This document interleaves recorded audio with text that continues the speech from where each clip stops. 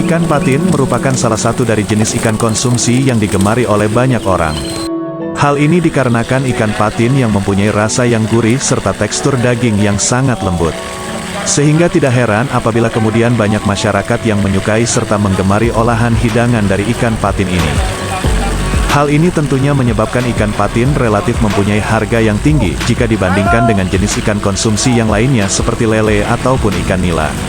Ikan patin sendiri adalah jenis dari ikan air tawar yang saat ini sudah banyak dibudidayakan karena memang pangsa pasar serta peminat dan juga permintaan pasar terhadap ikan patin ini sangat tinggi.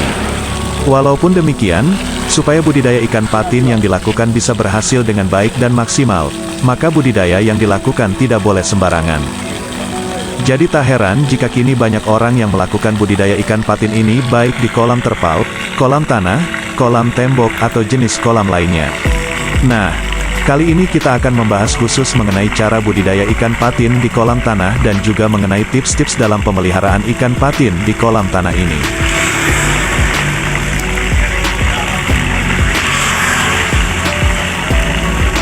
Kolam tanah untuk budidaya ikan patin adalah bagian yang harus dipersiapkan terlebih dahulu. Konstruksi kolam dibuat sesuai dengan kebutuhan, misalnya 5 x 10 meter dengan kedalaman 2-3 meter. Apabila tidak memiliki lahan yang cukup, sobat dapat membuat petak kolam lebih kecil dengan kedalaman yang telah disesuaikan karena ikan patin menyukai kolam yang dalam. Setelah kedalaman kolam tersebut mencapai 2 meter atau mencapai kedalaman yang diinginkan, maka pada salah satu bagian sudut kolam tersebut dibuat lubang pembuangan air yang tujuannya supaya dapat memudahkan ketika proses menguras kolam ikan patin nantinya. Jika kolam sudah selesai dibuat, kolam perlu dikeringkan terlebih dahulu hingga dasar kolam retak-retak.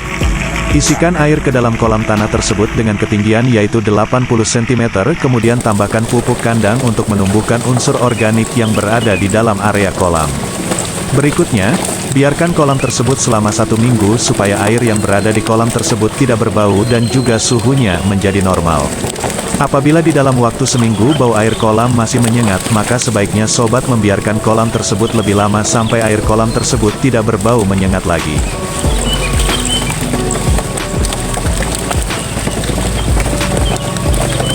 Jika kolam sudah siap, maka sobat dapat mengisinya dengan air. Kolam diisi dengan air kira-kira setinggi 50-100 cm. Tujuannya guna mempermudah ikan patin beraktivitas menghirup oksigen. Apabila air terlalu dalam, maka ikan akan sulit melakukannya. Tapi hal ini juga tergantung luas kolam dan banyaknya ikan yang ditebar. Biarkan kolam selama kurang lebih 2 minggu hingga air berwarna kehijauan.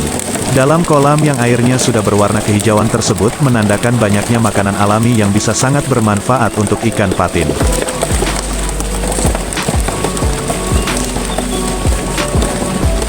Langkah yang berikutnya adalah dengan menebarkan benih ikan patin. Benih ikan patin bisa didapatkan dari pemijahan sendiri atau dengan membelinya dari para pembenih.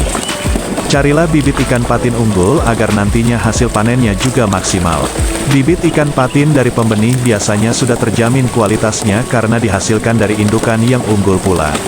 Supaya benih ikan patin bisa beradaptasi dengan baik serta tidak gampang mati, maka lakukanlah adaptasi terlebih dahulu dengan menggunakan metode aklimatisasi. Caranya adalah dengan memasukkan wadah benih ke dalam kolam, atau sedikit mengisikan air dari kolam ke dalam wadah benih. Lalu biarkan selama beberapa jam agar ikan terbiasa dengan air yang baru. Setelah ikan patin mulai terlihat nyaman, maka sobat bisa langsung memindahkannya ke kolam tanah dengan hati-hati. Supaya budidaya ikan patin mampu menghasilkan panen yang berlimpah dan optimal, tentunya sangat penting untuk melakukan proses pemeliharaan yang baik dan benar. Adapun proses pemeliharaan yang wajib untuk dilakukan yaitu dengan cara pemberian pakan secara rutin dengan cara memberikan pakan yang mengandung banyak nutrisi dan protein. Frekuensi pemberian pakan ikan patin dilakukan sebanyak 3 kali sehari, yaitu pada pukul 6 pagi, pukul 1 siang, dan pukul 8 malam. Jumlah pakan yang diberikan yaitu 30% pagi hari, 30% siang hari, dan 40% malam hari. Pakan yang diberikan tersebut setidaknya memiliki kandungan gizi protein sebesar 25%, karbohidrat 25%, dan lemak 35%. Pakan bisa berupa pelet ikan dan pakan tambahan lainnya. Selain pakan, Sobat juga perlu selalu menjaga kebersihan kolam dan juga sanitasi sekitar kolam. Tentunya sobat juga harus rutin dalam mengganti air kolam, akan tetapi juga jangan terlalu sering dilakukan karena justru bisa membuat ikan patin menjadi stres karena ia harus melakukan proses adaptasi terhadap lingkungan yang baru lagi. Terakhir tentunya sobat perlu melakukan pengendalian terhadap hama beserta penyakit dengan cara melakukan pencegahan secara preventif.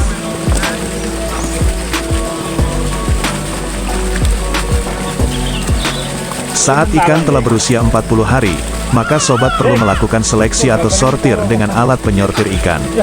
Tujuan dari penyortiran ini adalah untuk memisahkan ikan berdasarkan ukuran tubuhnya sehingga seragam. Tahap ini sebenarnya tidak begitu diperlukan jika sobat mendapatkan bibit dari pembenih karena biasanya ukurannya sudah seragam. Tapi tetap saja tidak menutup kemungkinan adanya ketidakseragaman pertumbuhan ikan patin. Sobat juga bisa sesekali memberikan pakan alternatif atau pakan tambahan kepada ikan patin agar ikan semakin sehat dan dapat berkembang biak dengan lebih cepat. Pemberian asupan vitamin dan suplemen juga harus sering dilakukan. Terkadang banyak orang yang memberikan vitamin tersebut dengan cara dicampurkan ke dalam pakan yang diberikan pada ikan. Suplemen dan vitamin sangat berperan terhadap pencegahan serangan penyakit yang kerap menyerang tubuh ikan patin.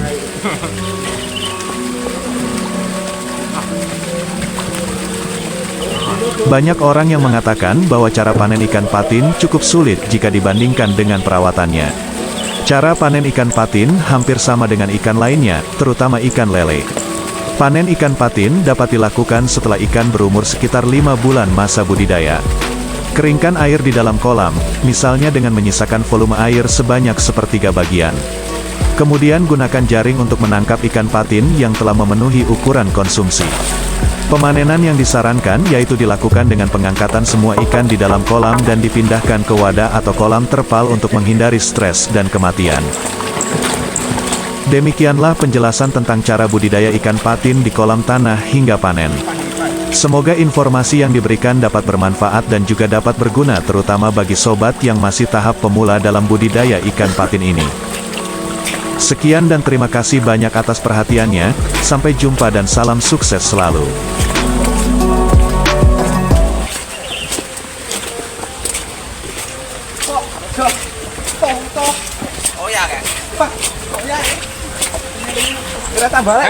Hai.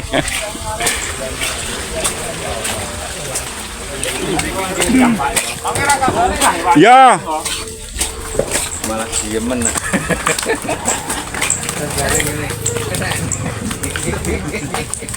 Tambah makanan.